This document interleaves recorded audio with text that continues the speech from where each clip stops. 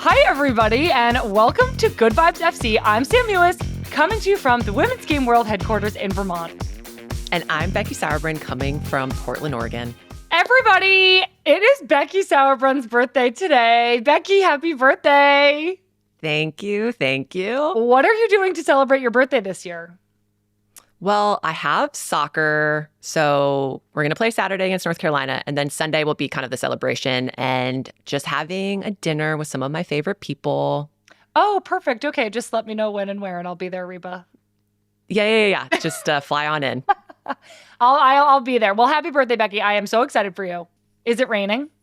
It's not raining. It is sunny. We had, I think they call it like January, where it's a combination of like gloomy June and January for a few days. And I was like, yes, this is amazing. And then it's sunny again. Well, I love the sun. I have been having I've been calling it my 12-year-old kid summer, where I just get to keep doing all these fun outdoor activities like kids do, like making s'mores, going tubing on my neighbor's boat, taking my dog in the lake, going for a dip. I just feel like I'm like a little kid again. Do you think you're living the life you would have as a kid if you didn't have to go to soccer practice every day? Maybe I am. Now all I have to do is start doing more arts and crafts, and I think that'll be it. You'll have lived your childhood all over again. Yeah, seriously. But childhood aside, I have a very adult day today. I have to travel. Well, I'm going to Kansas City for our live show, which is tonight in Kansas City, our first ever Women's Game live show. Oh, that's super exciting. How are you feeling? Are you nervous? I don't think that I'm nervous, though when I get there, I probably will be. But the thing that I am hyper-focusing on is that I don't have a freaking outfit, Reba. What do you got so far? Anything? It's all packed up. The decision's been made, so I'm going to wear a wrinkly shirt and jeans and boots, and I guess that's that. I mean, in Kansas City, if you just wore a I Heart KC shirt, which is very popular there, I had 30 of them when I played there. I mean, the crowd's going to love you for it. So just if you need something. Well, that is really, really good advice. I'm excited about that. But I can't wait to see everybody. It's at the Madrid Theater. And as soon as we're done doing the show, it's going to get posted to our YouTube channel. And then on Friday, it's going to get posted to our podcast feed. So I'm so excited for everybody to hear it. Well, best of luck to you. Thank you so much. What's going on with you?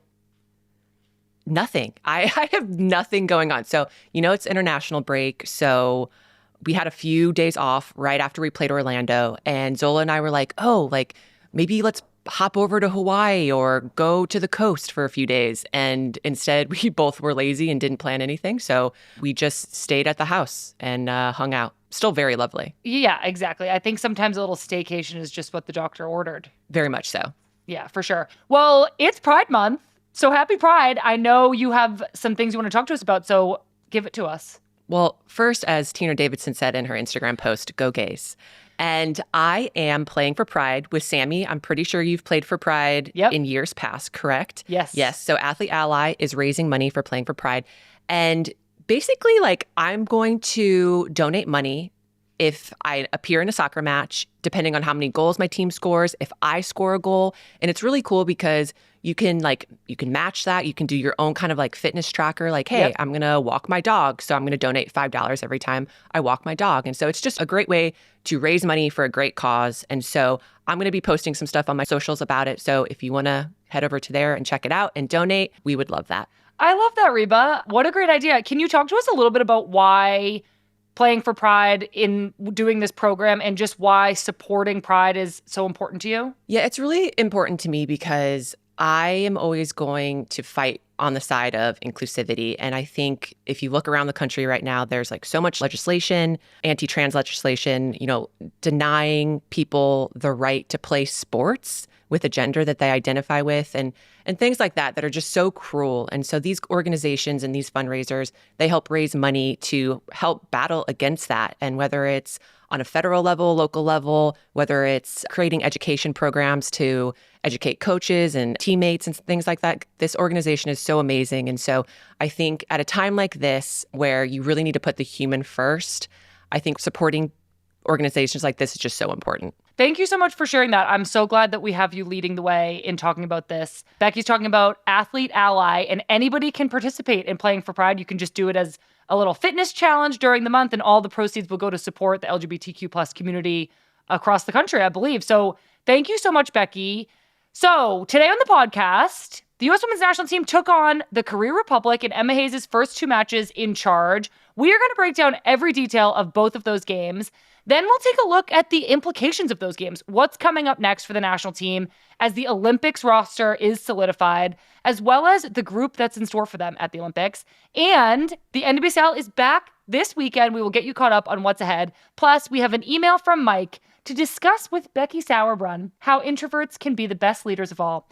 But before we get to that, dun dun dun dun, we are the Fergalicious of women's soccer because the year is 2007. The Billboard charts are hot, and Lily Yohannes is just about to be born. That is wild. Are we ancient? Yes, we are. I got my first cap in 2008. Oh. That's how ancient I am. All right. Listeners, wait until you hear some of these jams we have in store for you. You're going to be like, 1, yes, I am old. 2, 2007 was a hot year for music. Bangers. Bangers only. Bangers only. Lily Yohannes included in that. Okay, let's get into it. First things first. The U.S. Women's National Team's first camp under new manager Emma Hayes took place over the past week. The team had 2 matches against the Korea Republic, both of which were smooth sailing for the new manager. Before we get into the games, the arrival of one of the most celebrated, most winning managers in the history of the women's game finally is here. You know, I'm going to go with Bringing Sexy Back by Justin Timberlake on that one. That was all Becky Sauerbrunn, everybody. I love that reference. I love that tone. Did Emma's first week in charge live up to all the hype and expectations? Like, I feel like for months and months and months, it's been all we've talked about, and now it's finally here. Was it what we were all waiting for?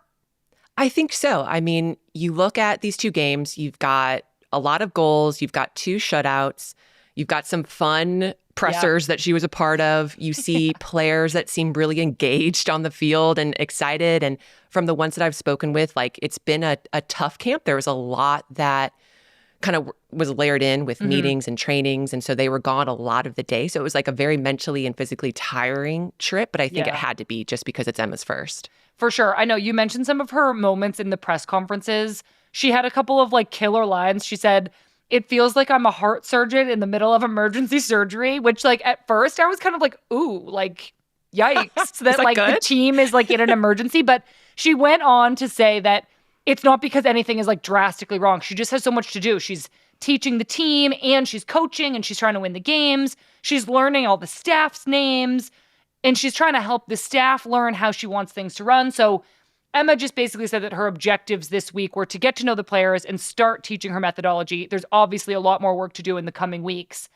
But the players who spoke in the pressers too, Becky, were really positive. They talked a lot about trust and building trust. Sophia Smith said, Emma is a coach that you want to play for. What did you feel from what you saw from the team in regards to how they were preparing for these games and how they were thinking ahead towards the Olympics? I think it's interesting because everything has to be so accelerated. And I'm thinking back in like when I played with the national team, and I think Jill Ellis maybe had like half a year to prepare us for the 2015 World Cup. And Emma's having to do this in what, like 2 months? Yeah. And so I absolutely understand why it feels like heart surgery and why she has to learn her staff's name, because you're blending like 2 different worlds together into an environment that's already elite, and you're trying to then up it to the next level. So yeah, I think players are going to be dialed in. I think it's going to be really emotionally exhausting, mentally exhausting. But I think what you saw on the field is very positive. I think you saw players that were engaged. You know, they were talking with one another when they came over to the sidelines. Yep. You could see that they were very much like, okay, what's Emma got to say? What are the staffers got to say? Let's make sure we're implementing that. So I think it was positive. For sure. Before we get too much into the game, I do just want to touch on like, for Emma to say, I'm a heart surgeon in the middle of it, like, it shows me so much confidence. And you and I have both played under a lot of coaches. But for Emma to come to this team, the U.S. Women's National Team, historically the best national team in the world, even though we're in 4th in the FIFA rankings right now. But I'm like, she's being like, I'm the doctor. I'm here. I'm in charge. She's laying out her plans openly and honestly. Like, she told us after that first game that she didn't want to play Alex Morgan in that game because she was feeling something, but that she was going to play her in the second game. It's so open. It's honest. It's an attitude and a self-assuredness that I think inspires confidence in everybody. And my question for you is Emma's personality or approach to this or confidence, is it unique? Have you played for a coach that's been that self-assured and like that in charge? That's a great question. I think like looking back, Pia Sundaga in her own way was confident. You know, she would just like start singing and playing the guitar in front of us and we'd be like, what is she doing? And then she would sing in pressers and things like that. And you're like, okay, that's like a kind of confidence that I haven't seen before. And then I think like Jill had a lot of confidence as well, but in a quiet sort of way. And probably the same maybe for Vlatko. Emma does seem to be more like outwardly confident. And that gets me really excited because I think having been with the team, you know, with the struggles with 2023 and feeling like maybe something wasn't clicking or maybe we had lost something, like maybe that's the type of leadership that we need right now that is like outwardly so confident that would also get our confidence high and get that swag back a little bit. Yeah, for sure. I don't want to get ahead of myself, but I did notice briefly in the second game, there was a moment where all the players ran to the bench and it was a little bit like tense out there. I think just obviously we're going to get to this, but the stakes are really high right now. We were only winning 1-0 at the time. And I think everybody went over to the bench a little bit tight. And it looked to me like Emma made a joke because I saw Lindsay laugh and I saw somebody else laugh. And she was confident enough in that moment to be like, whatever, let's make them laugh. I just need these players to relax into this game a little bit. And I think that comes from a place of really just confidence, self-assuredness. Like she's not fearful. And I think you're right. That's exactly what we needed. It is such a short runway. The Olympics is such a big deal that we needed somebody who was going to come in and just be like, I'm in charge. We're doing this. And kind of leave no questions to be had. So I really appreciated that kind of attitude that I felt from Emma. On Saturday in Colorado, it's June 1st, first day of Pride Month. What an epic start. The game finished 4-0. It was a dream start for Emma and a decisive U.S. victory. Emma picked a really strong squad. It included Sophia Smith, Mal Swanson, Trinity Rodman up top. A very terrifying prospect for the Korean defense and possibly a preview of what we'll see in the upcoming Olympics. The Korean team played in a low block, which, Becky, can you help us just define that for our listeners? Yeah, so a low block is basically when all three lines are very condensed and you push that block like pretty close to your own defensive goal. So you're leaving really like no space behind the back line. Right. So like you have to play through these really condensed players and lots of numbers in one space really skillfully and precisely in order to break them down and get through. Yeah, it's like one of the most difficult things to do in global soccer right now is to break down an organized low block. Yeah, I think it makes sense that South Korea was playing in a low block against us. They are a really skillful team, but I think in terms of caliber of coming up against the US, this was probably a little bit of a lighter test than, for example, the teams that we'll be facing at the Olympics. So to me, it seemed like we should have won 3 or 4-0, especially in this first game. What are your thoughts on the level that South Korea presented for our first game against them? I agree. I definitely think this was a good friendly for us to play. I think, you know, they're organized, they're skillful.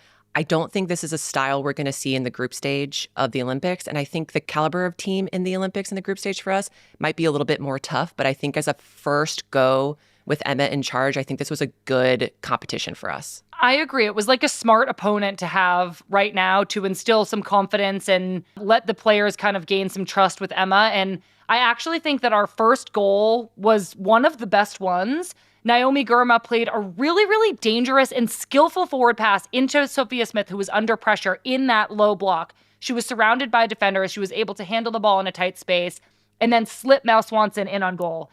This was Mal Swanson's first goal in 465 days for the national team. Mal's face and celebration after her goal were so purely full of joy. I have to say, Mal is irreplaceable. Ooh, you went with Beyonce. I like it. Yeah. I think that was number 1 on the Billboard chart, and for good reason. And I think I hit the note. I mean, it sounded like it to me, for sure.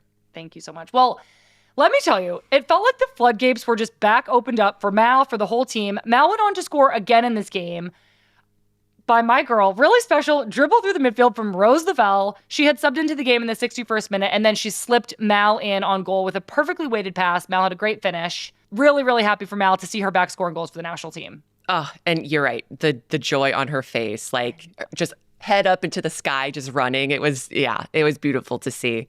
And then Sammy, and then the other two goals in the match were scored by Gotham defender Tierna Davidson. I like to say that every time a defender scores, an angel gets its wings.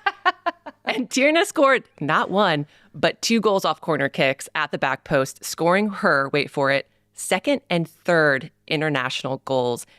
And she's only scored 4 career goals overall, 2 coming in this game.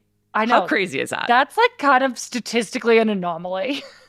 I know. As Tierna was out there like, I make it rain, I make it rain, I make it rain. Becky, yes!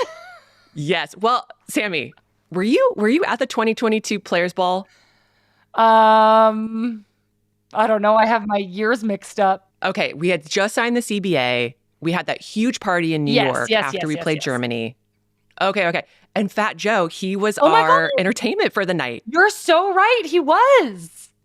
And everyone went crazy. They loved it. You're so right. I actually remember. So Becca Rue is the executive director of the PA. And for some reason, I remember thinking there was like this surprise guest performer. And I remember thinking, I think that it was Lizzo or Megan Thee Stallion. Yeah, we were trying, I think. We were trying. And then it was Fat Joe. So I was like, all right, like pretty lit. Like I'll take it. And it was really fun. I know. I will say that I think that Fat Joe got overshadowed by Rose Lavelle singing Celine Dion, though. I'll say. I maintain that I made that song come on and I made Rose get up on stage and sing it. So like, I would like a little bit of credit for helping make that happen. You got it. You've got all the credit. Thank I give you. It all to you. That's all I was looking for. So Tierna scores 2 goals. Should she be playing the 9? Like, how did she score 2 goals on 2 corner kicks? Like, what did you see in that? Okay, first, I think we've kind of changed up our set pieces, which is exciting. I think Emma probably is layering in some new stuff there. The first one, she just wanted it a little bit more. She got up, got over, great header. And then I think if you're playing maybe in Australia or Germany or Zambia, it's going to be a little bit more tough. But I want to give full credit to Tierna. You have to be in the right place at the right time. You have to get the right surface onto the ball. And she scored 2 goals. So, I mean, if you want to put her at 9, like, I'm okay with that. I still think that she should be in the CB, but open for debate. I guess I'll agree with you on that one. I do want to just reiterate, like, especially seeing a very similar thing happen the second time. Obviously, there was a little bit of a lapse in the South Korean back post area. I think kind of how you're alluding, Becky, like maybe against an Olympics opponent, they would have gotten scored on from the back post, but then corrected that. And the team would have adjusted and not let it happen again. So it was kind of like a fool me once, shame on you, fool you twice, shame on you, I don't know, situation. Korea probably should have like adjusted. But a center back brace is nothing to scoff at. I am so happy for Tierna. Is there anything more special for someone who doesn't get the chance to score that often? I think if you ask Tierna, hey, we're going to give you 2 goals in this game to kind of cement the win against South Korea, or it's going to be a really tight 0-0 and you have a goal line saving clearance to keep us in the match, what are you going to pick? I think she's going to pick the goal line saving clearance. I know. You pure defenders are just such weirdos. Lunatics, I tell you. Lunatics. Let's talk a little bit about Tierna. Like, Emma, I saw something that Emma said in the media that Tierna is like smart and composed and she asks the right questions and she thinks before she speaks. And I was like, nothing has ever described Tierna more accurately. Like, Tierna is a classic Stanford girly. Oh, gosh. Is she ever? All of them are like kind of cut from the same mold. But yeah, ever since she came onto the scene, I've always been so impressed by Tierna. She's just so composed. Like you said, she's like so intelligent, great at analyzing, great at like synthesizing information and getting down to like to the crux of it.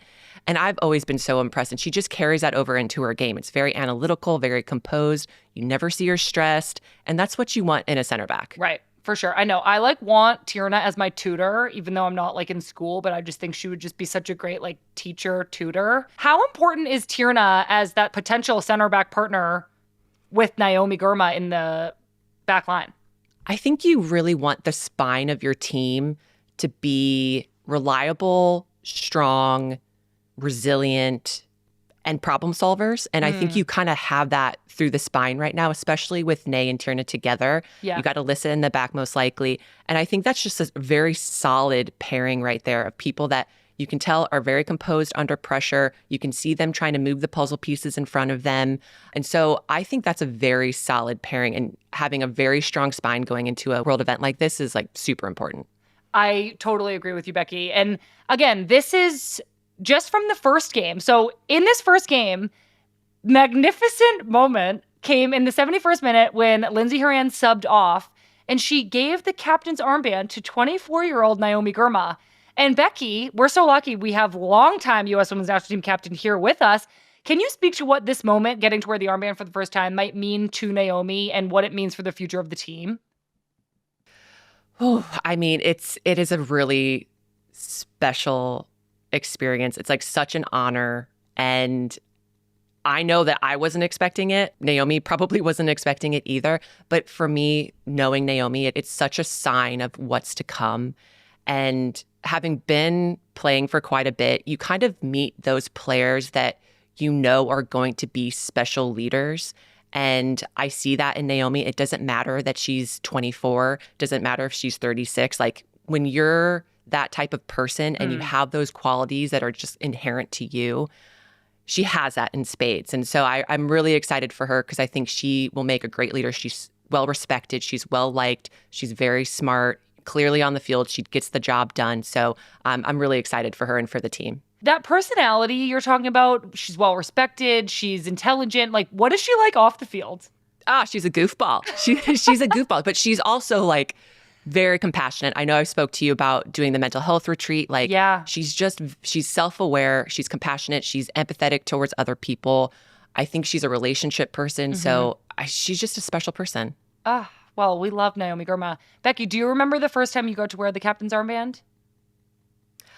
I think I was in Algarve, and it was one of those things where like all the starters were getting the game off. And so it was kind of that like second group, and they were like, oh, well, you're going to be the leader for the second group. And I was like, me? I think we played China, but yeah, it was such a special moment getting to put that on and just to think about the people that have worn it in the past and what that is to be like part of that group. And it's humbling and it's also intimidating, but it is still such an honor. Yeah, that's amazing. I think there's this like feeling when I talked about it recently on an episode of Good Vibes with Lynn. Like there's this feeling where you feel like, oh my God, am I really on the team now? Because I maybe got some validation from somebody or I made a tournament roster. And I can't even imagine what it would feel like to wear the captain's armband and be like, not only am I on the team, but I'm like leading this team. So that's incredible. I'm really happy for Naomi. And I also wanted to say, I think, Becky, as captain of the team, you have left within the whole group such an incredible example of what it means to be captain that any of us who have played with you are just so lucky to have seen that as an example and experienced it firsthand and almost seeing the standard get raised for everybody else to now have to meet. Oh my God, Sam, thank you. You're going to make me cry. Well, that's the goal. That's always the goal here. Okay, so make your guests cry. All right, so that's the first game. The U.S. wins 4-0. 2 goals from Mel Swanson, 2 goals from Tierna Davidson. The team then flies from Denver to St. Paul, where the second game is going to take place. And this kind of game, travel day, train game schedule mimics the Olympics, Becky. How exhausting must this be? Or is this? We both know firsthand, but how exhausting is it? It is exhausting, especially like doing it in the United States, tough. But in 2016, when we were in Brazil, playing in all these places around Brazil and having to travel like into Manaus and then out of Manaus to get to everywhere else, like it's a really, really tough cadence. And that's a thing that makes the Olympics so difficult for sure. Yeah, it's that like tight turnaround between games with such a small roster. So it's not even like you can cycle through and start 9 new players, which is what we did in this game. Tuesday night, the team squares off against South Korea once more with 9 notable changes, including the first start for Crystal Dunn as an attacker for the U.S. Women's National Team since 2017. And it was rainy out there, Becca. So I think we need an umbrella, Ella, A. You nailed it. Thank you. Rihanna would be so proud. Thank you. It was also Roosevelt's 100th cap. So Rose, to celebrate, I'ma buy you a drink. Oh. You are really good at this. I'm Did you just practice committed. these? Honestly, like You all are it really committed. Is that takes, part of it? it's all really that you have to be is committed. And also Ah, like 15 years old in 2007. So I'm pretty much checking all the boxes. 100 caps, a huge milestone. Becky, only you and a few others have done more than this. Tell me what it's like being there for somebody's 100th cap, for your 100th cap. What does that feel like? this is one of my favorite things with the national team is when we celebrate milestones like this. And so, your first goal, you get a signed soccer ball, you get like a little speech. For 100, there's this stuff that happens internally where you have to get up during a meeting and players that feel like close to you or want to say something, they get up and kind of like talk about you as a player, you as a person, what you mean to the program. And it's so lovely. I'm so proud that this is a tradition that we have on the national team where you get to like celebrate these people and really tell them and show them like how important they are. And so for Rose in particular, I think because she's gone through a lot with injury and she's been like the best player basically at some of these world events, like to have to go through these kind of highs and lows to be so present with the team and then be gone because of injury and then have to kind of like ride that roller coaster to get to 100 for Rose probably like is such a testament to her resilience. And I hope that when the players were speaking to her that they really emphasize that point that she is such a testament to the strength of character that it takes to stay on this national team for 100 caps. Yeah, I know. It made me really emotional thinking about this with Rose. I feel like we went through so much of those hard times together. We were at Man City together where she wasn't getting to play as much as she would have wanted. I feel like I was by her side for some of her injuries and she was by my side for mine. And I think it's kind of this milestone that we all recognize as this is like the pinnacle of you're an important member of this team. Like you have done a lot for the program by this point. The team really values you and needs you. And as one of my best friends, like, and knowing what this would mean to Rose and knowing how much she's put into it and what she's been through to get here, it like made me emotional because I was just so proud of her. And when you see your close friends achieve something that you know is really important to them, it just like feels really good and makes you kind of want to like tear up a little bit. So I was really, really excited for Rose. Let's get into the game. This was the first start for Crystal Dunn as an attacker for the U.S. Women's National Team since 2017. Crystal paid back this nod right away. She quickly scored off of a Jenna Neiswanger cross in the 13th minute of the game. This was Crystal's first goal since 2018, and we love seeing her out there scoring goals. Yeah, her versatility is so clutch and really special. Like I don't really remember playing with a player that can play in so many different positions and play them so well. And when you look at an Olympic roster with it being smaller than the World Cup, having a player like Crystal that can basically play anywhere on the field is crucial. Like it's such a wonderful thing to be able to have. I totally agree. And I actually think there's a couple of other players on this roster that check some of those same boxes, being versatile, being able to play in multiple positions, but we're going to get into that a little bit later. I want to pause here and talk about Jenna Neiswanger, who assisted this goal for Crystal, and how much of an attacking threat she is. So I spoke about this a little bit in my YouTube reaction video that I did after the game on Tuesday night. But Becky, I want Jenna to keep getting forward. She's actually become one of our most consistent crossers. She's always in and around the box. She's in good positions to help us score goals. But I have to say, if I was scouting against us, I would want to exploit the space that Jenna is leaving open defensively while she's getting forward. So in transition, I'd say attack down that side. My thought here, as a midfielder and now a media member, is that our backline needs to shift over a little bit harder and a little bit quicker to make up for Jenna being high. I'm not saying, Jenna, don't get forward. I'm saying let's adjust as the rest of the team and cover for her and react a little bit better to her being so offensively oriented and being so helpful in our attack. But you're our resident defender here, so tell me your thoughts.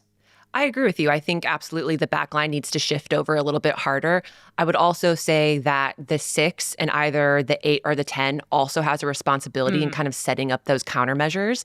And so if Jenna happens to be one of the highest players forward, then the ones behind, they need to be checking their shoulders and making sure that they're pressing into those closest attacking players so that they can keep that pressure on in case a ball gets cleared or whatnot, Right. or to be able to foul in case there's a fast transition. Right. So yeah, it's definitely the back line. I would say it's the midfielders.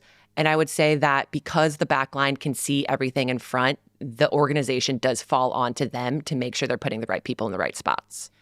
For sure. Thank you for clearing that up for me. I am glad to know that I wasn't crazy in noticing that. So after that 13th minute goal from Crystal Dunn, the game was a little bit flat, I feel. I think we lacked a little bit of chemistry up front until around the 60th minute when Emma Hayes subbed on probably the scariest three players known to man, Trinity Rodman, Sophia Smith, and Mal Swanson, all come on the field together in like this hockey line change sub. But it's like, if I'm South Korea, I'd be like, oh my God, like what? Yeah, no, that's frightening. Yeah, it's like, come on. So immediately, Trinity, Mal, and Sophia worked together to make it 2-0 on a Sophia Smith goal from a very tight angle. But the biggest story of this match was yet to come. It was the first cap and first goal for 16-year-old Ajax midfielder Lily Yohannes, who subbed onto the field. And in the 83rd minute, Lily found herself on the end of a low cross from Trinity Rodman, where she just calmly slotted it into the net like a veteran who's been around forever. And it was so cute, Becky. The entire team rushed over to her. Even the bench got up to celebrate. It was like so joyous and wonderful.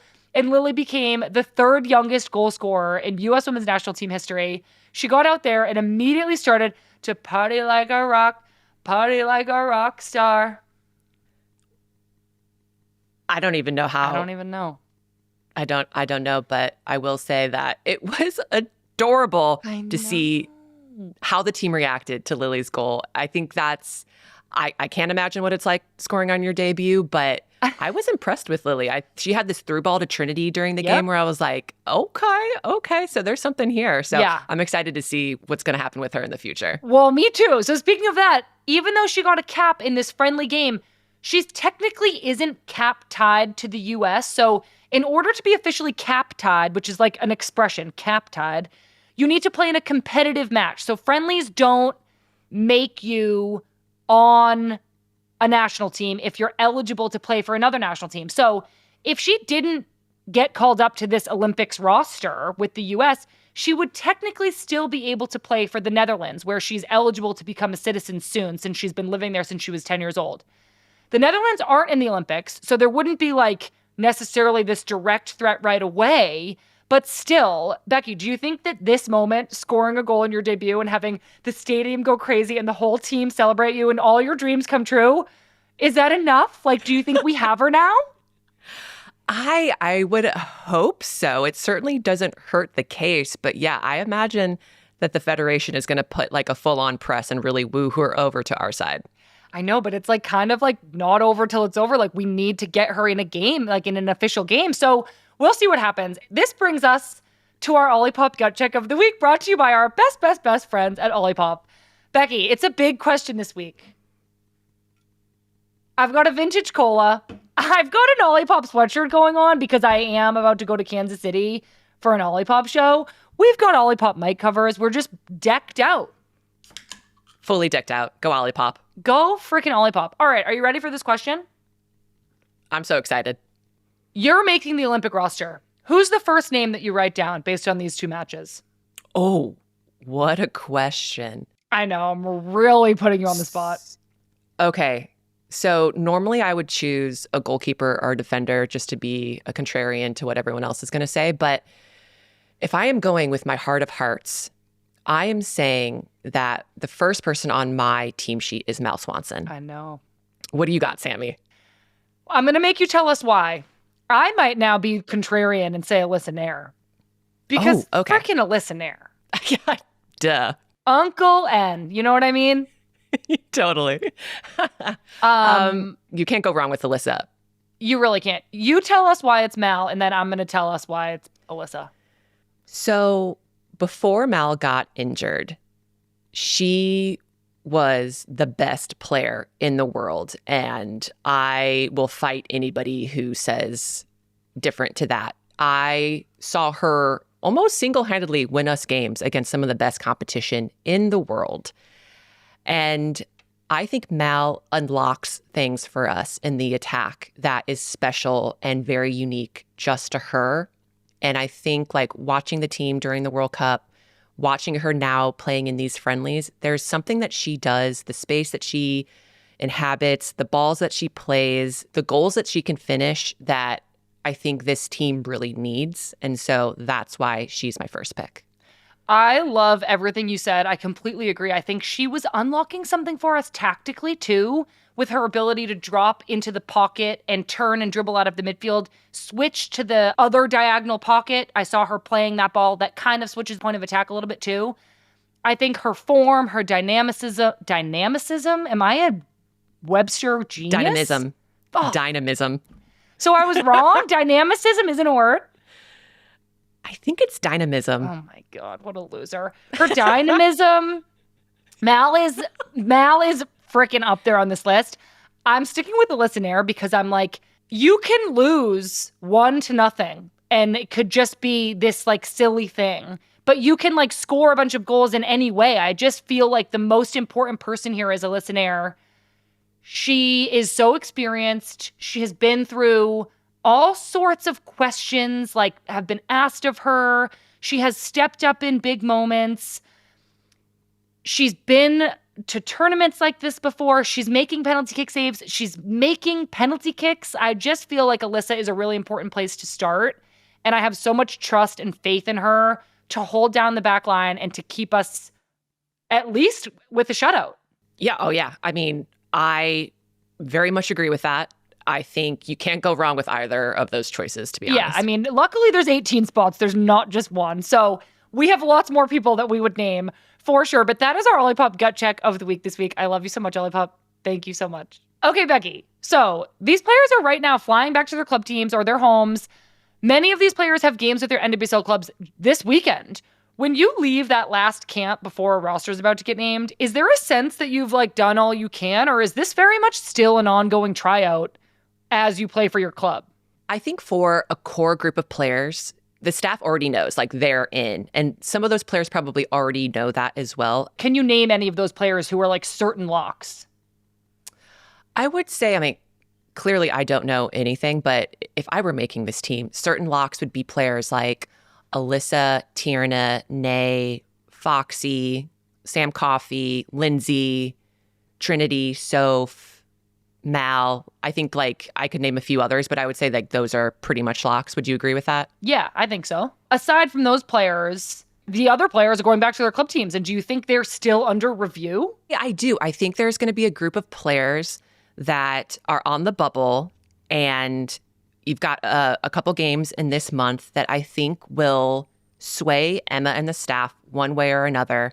It's kind of like do or die time. So there's pressure added onto these games. You're going to see how these players handle that pressure with their club teams. Who really wants it? Like, who's going to be making every single recovery run? Who's going to be getting into every single tackle? Who's not going to die on any play? Who's going to be opportunistic? Like all these things as a coach, I'd be watching of those players that I'm just not quite sure about yet. For sure. For those players who, when they get this phone call from Emma at the end of June, they don't know what Emma is going to say. What are they like feeling as June ticks by? Oh man, it's like a frightening thing, you know, like you think about everything that you've done leading up to that point. You're thinking like, did I do enough? Like, what could I have done better? But then I would hope that for a lot of these players that they're at peace with what they've done. Like they've put their whole heart and effort into it. And now it's just like the chips are going to fall where they may. And sometimes you're just not a coach's preferred player. Yeah. And it's not a knock on you as a person or a player. You're just not who that coach needs at the time. And it sucks. Like you don't want to be the one that hears that news. But also I would hope for these players that there's a sense of peace with that as well. Just knowing like you did great. It's just you're not what we need right now. Yeah, I think, and this is like such a taboo thing to say. I think the thing that freaked me out the most was you're not there. You're not like an Olympian until that first game starts. Like you could, God forbid, roll your ankle at any moment and everything could go into jeopardy. You could like the thought and the ever looming presence of possible injury like kept me up at night while I waited to get these roster phone calls, while I played for my club team in these windows in between camps. Like, I think the threat of injury is so terrifying because it feels out of your control in a way, and it could just blow the whole thing up for you. So I hope that there's no injuries, obviously, but I think that's something else that's maybe in the back of some of these players' minds. Yeah, I agree. And it sucks to have that like weighing on you because you Yeah. don't want to be playing with that thought in your mind, because that's usually when people say like you do get injured is when Yeah. you can't take your mind off of the fact that you could get injured. So yeah, that's really tough. And I think with making this roster, it's 18 players. You're cutting 5 players from what a World Cup roster would be, which is 23. And so a lot of these players are also like being judged on how flexible they can be when it comes to positions, when it comes to tactical needs. And so we spoke about Crystal being a player that is like a Swiss Army knife. You know, you can fill her in any different spot. But I also think for those players like an Emily Sonnet, it's really great for her that she can play anywhere along that back line. Plus she can play midfield as well. I totally agree. I think that Crystal and Sonnet are actually 2 of the most valuable players for this roster. Again, like you said, the roster's so small. It's only 18 people. So you can't have players who can only do one thing. Like, God forbid if somebody in the tournament gets injured and you need to make a sub, and what if you don't have a backup for that position? Not every position can have a backup. There's not enough space on the roster.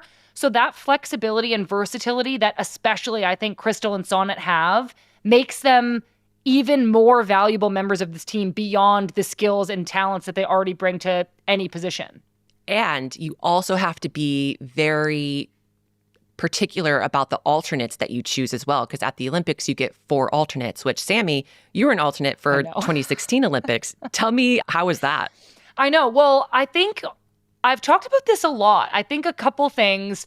Reflecting on the tournament, we obviously didn't win and we didn't medal, so we definitely didn't do the job we set out to do. And I think as an alternate, knowing what I know now, I would say, one, it's so important to pick players who will not make it about them. It's hard being an alternate. You're not really on the team. If we did medal, you wouldn't get a medal. And you're a training player. You're a body. Sometimes you're playing out of position. Sometimes you're just shagging balls.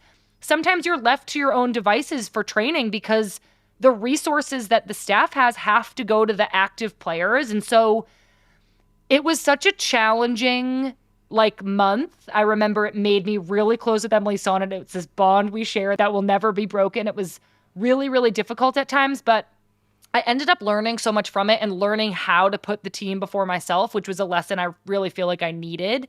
So when I think about the alternates for this tournament, I think the most important thing for me is bringing people who won't make it about them, who will support the players in front of them. Their direct competition one day before was this person, and now they have to give everything they can to support them. So the character of these players is really important and has to support the team first and foremost, no matter what.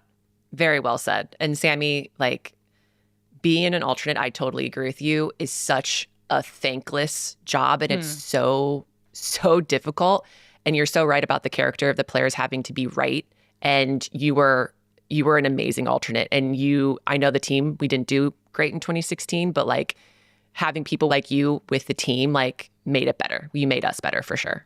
Well, you all made me better too, Becky. So when this team gets back together, the roster will be named, which I think historically in my experience has lifted a little bit of that internal competition. Of course, you're still fighting for starting spots and minutes, but once that team is established, let's just talk a little bit about how that changes the dynamic of the group. We feel a little bit more united, I'd say. For sure. I think before the roster gets named, there is this added intensity and anxiety when you're in training camps. People are going in a little bit harder into tackles and whatnot. Everyone's a little bit on edge. And then the roster gets named and it's a sense of relief. This is the group. And yeah, of course, there's still going to be inner competition, but there is something more camaraderie about it, I guess. Because everybody would medal.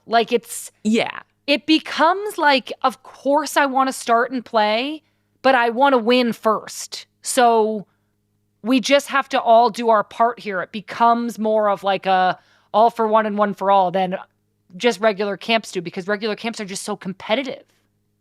Yeah, I 100% agree with that. And I would also say that this is the moment before a world event where some people were like, I just want to make the roster. Like, that's what you're focused on. You're like, I need to make the roster. Yeah. And it's like, okay, check. Now it's like, now this team needs to win this event. Like, what is my role? How am I going to help this team do that? Yeah, there's a little mindset shift. So before the team heads to France, there are 2 domestic send-off games on July 13th in New York against Mexico, and then July 16th in DC against Costa Rica. Soccer at the Olympics starts on July 25th. We're playing Zambia, then Germany, then Australia over the course of just 7 days. And we have some thoughts on these 3 teams as we approach our group stage play. So starting with Zambia, they have Barbara Banda. They have Rachel Kundananji up top, 2 electric players, one of which is currently leading the NWSL Golden Boot race. But there is still this little cloud over the federation that they actually might be suspended from competition due to FIFA's allegations of undue influence by third parties. We're still waiting on an update here, but we are hoping that the Zambian team gets to play at the Olympics. And then you've got Germany, who didn't qualify for the 2020 Olympics after winning the 2016, which is wild to me. I feel like this is a team that did so well during the Euros, and they just haven't had the ball bounce their way yet. And I've always thought this team is so strong. They've got players like Anne-Katrin Berger, who is now the new Gotham goalkeeper, plus amazing players like Alexandra Popp, who I think is one of the most dangerous aerial presences in the game ever. And then midfielders like Lena Oberdorf, who I think is just fantastic. For sure. And then Australia, a familiar foe for the U.S. women's national team at the Olympics. We played them twice in Tokyo, once in group stage that ended in a tie, and then again in the bronze medal match that ended 4-3 us. Oh my God, it was so stressful. They will sadly be without star striker Sam Kerr this summer due to injury, but still tough competition for the U.S., and Australia will be fighting hard to get out of Group B. Obviously, as we continue approaching the Olympics, we will keep you the most posted with analysis and ideas for how this tournament's going to go down. Okay, coming up this weekend, we return to NWSL action. Friday night, we have 9th place San Diego versus 1st place undefeated Orlando at 10 p.m. Eastern. With Jaden Shaw and Alex Morgan returning from camp for San Diego, they might have a hole at the front versus Orlando's electric striking unit of Barbara Banda, Marta, and Ali Watt, all of whom are very much in form. On Saturday at 12:30, Gotham are hosting Angel City. The Gothams, the Bats, the Gotham FCs, they also had a ton of in-camp players. So it's going to be really interesting to see if anybody starts right away, right when they get back. But Gotham is a team that definitely has the depth and the talent to continue their win streak against an Angel City side that's been kind of struggling to find momentum this year. Saturday night at 7:30, we have Chicago versus Bay at Wrigley Field. What a cool opportunity for the Red Stars. So cool. Amazing. Like, what a historical event. I know. I wish I could go so bad. I actually just talked to Alyssa about this game. She's hoping for a sellout crowd. Obviously, that crowd is going to want to see some Mal Swanson goals at her husband, Chicago Cubs shortstop, Dansby Swanson's home stadium. This is definitely worth a watch. I might even make hot dogs on Saturday night. I love hot dogs. Just take me out to the ball game. Later on Saturday night, Portland hosts the Courage. Becky, how is this matchup looking for your team without revealing your master game plan? We're really excited for this match. I think when we played them at home, we lost, and it was a terrible showing by us. If I had to think of all the games so far this season, and our quality of play, that game was by far the lowest. And so I'm excited to actually give them a real game, and it's at our home place, which obviously is a tough place to come and play against us. And so I'm really excited for it. Okay, I'm a little nervous about that, but good luck, and good luck to the Courage as well. I love you guys. Last up on Sunday at 6 p.m. Eastern, Kansas City is taking on the Seattle Reign, who are still struggling on just 2 wins so far this season. Kansas City, on the other hand, are in 2nd place and cruising thanks to Temwa Chewinga, Dabinia, and Vanessa DiBernardo's high-octane attack. This one feels like it could be a Kansas City cruise to a win, especially at home, but there is something about an international break that is known to just kill momentum or maybe gain some momentum for Seattle Reign. I'm really excited that the NWSL is back. There's only about 5 weeks until the NWSL will take a long Olympics break, so I'm going to soak up all the NWSL drama that I can while I can. So many drams. Never a dull moment in women's soccer, is there? Never. Literally never. Let's go to the inbox. We got an email to you, Becky, from Mike that says, Dear Becky Sauerbrunn, my daughter is struggling with something you might be able to help with. She's an introvert and doesn't believe she can be a strong leader on the soccer field because she's not outgoing. I know you're a fantastic example of someone who is both introverted and a phenomenal leader. What are some things you've learned throughout your career that have helped you excel while staying true to your personality? Even a few words of encouragement from you could make a huge difference in my daughter's confidence. Thank you for your time and consideration. Oh, that's adorable. I love this question, and I wish I had somebody to ask these type of questions to. I would say that there are so many different types of leadership, like so many different types of buckets, and some are more rare than others. Mm-hmm. And I think kind of like mainstream media has made one type of leadership like the one and only way to go about it. And that's kind of like the rah-rah, in your face, always going to hold you accountable, tough love kind of. And I would argue that there are many types of leadership, and that one that is more suited to introverts like us is that the quiet person that's going to pull you to the side because they might be a bit more of an observer and they've noticed that you don't seem like yourself. You know, maybe you're more tired or maybe you look upset. And introverted people tend to be more observant about these types of things. And so having somebody come over to you and like have a quiet word, a little conversation to be like, I see you. I see that you're not at your best right now. Are you okay? Do you need anything from me? I think that that goes just as far as somebody that's going to call you out on your BS in the middle of training. And I would say in a lot of cases, it goes a lot further because that person knows that you care about them at a human level and that you want the best for them. And it's tough as an introvert because, you know, you're going to be in a group of extroverts most likely when it comes to sports. Like the community is made up of a lot of extroverts, and people are always going to be yelling out ideas that they have, like we should do this or we should do that. And I think a lot of introverts, they might take their time coming to a decision, but I think introverts are people that can synthesize a lot of information and see the patterns of what everyone's saying and come to something that can unite the entire group. And so I would say that 2 books that really helped me explain myself to myself, like giving me language to use that I can bring into my own conversations with relationships that I have, is Quiet by Susan Cain. And then A New Type of Theory in Leadership. There's a book called The Captain's Class by Sam Walker. And it talks about how some of the most successful teams in all these different sports, the leaders and captains of those teams are not what you would stereotypically think are or would be the captains. And so I'm not sure how old your daughter is, but I would definitely recommend those 2 books as well. Oh my gosh, Becky.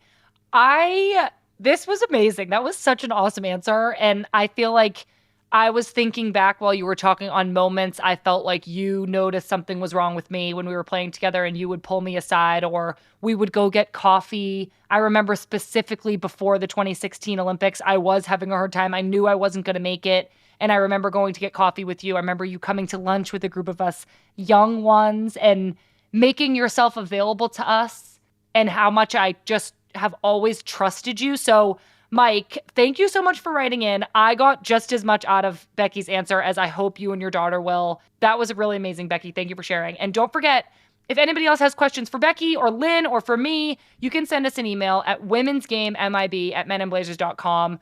Write to us, ask us something crazy or goofy or nice, whatever you want.